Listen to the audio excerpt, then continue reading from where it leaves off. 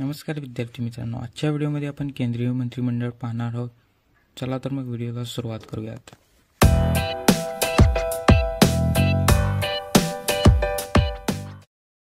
विद्यार्थी मित्रांनो, आपल्या सर्वांना तर माहीतच आहे की आपले पंतप्रधान श्री नरेंद्र मोदीजी आहेत व त्यांच्याकडे कार्मिक, सार्वजनिक तक्रारी आणि निवृत्तीवेतन मंत्रालय आणि ऊर्जा विभाग व अंतराळ विभाग हे देखील विभाग आहेत.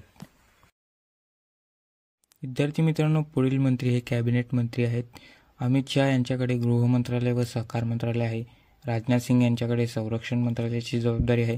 तर नितीन गडकरीजी यांच्याकडे तर सर्वांना आपल्याला माहीतच असेल रस्ते वाहतूक आणि महामार्ग मंत्रालय याची जबाबदारी दिली गेलेली आहे. मित्रांनो, जे पी नड्डा यांच्याकडे 2 मंत्रालयाची जबाबदारी आहे. एक आहे आरोग्य आणि कुटुंब कल्याण मंत्रालय व रसायने आणि खते मंत्रालय. शिवराज सिंग चौहान यांच्याकडे देखील 2 मंत्रालयाची जबाबदारी दिलेली आहे. एक आहे कृषी आणि शेतकरी कल्याण मंत्रालय व ग्रामीण विकास मंत्रालय व निर्मला सीतारामन यांच्याकडे 2 मंत्रालयाची जबाबदारी देखील आहे. अर्थ मंत्रालय व कॉर्पोरेट व्यवहार मंत्रालय. सुब्रमण्यम जयशंकर यांच्याकडे परराष्ट्र मंत्रालय, मनोहर लाल यांच्याकडे गृहनिर्माण आणि शहरी व्यवहार मंत्रालय व ऊर्जा मंत्रालय आहे. एच डी कुमारस्वामी यांच्याकडे अवजड उद्योग मंत्रालय व पोलाद मंत्रालय आहे.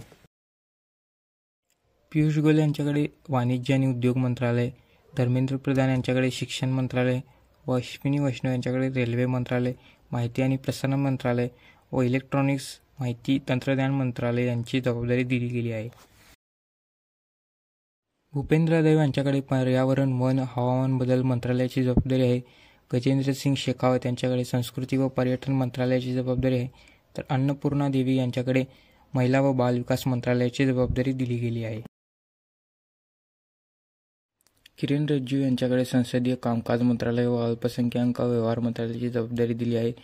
हरदीप सिंग पुरी यांच्याकडे पेट्रोलियम आणि नैसर्गिक वायू मंत्रालय, तर जी किशन रेड्डी यांच्याकडे कोळसा मंत्रालय व खाण मंत्रालयाची जबाबदारी दिली गेली आहे.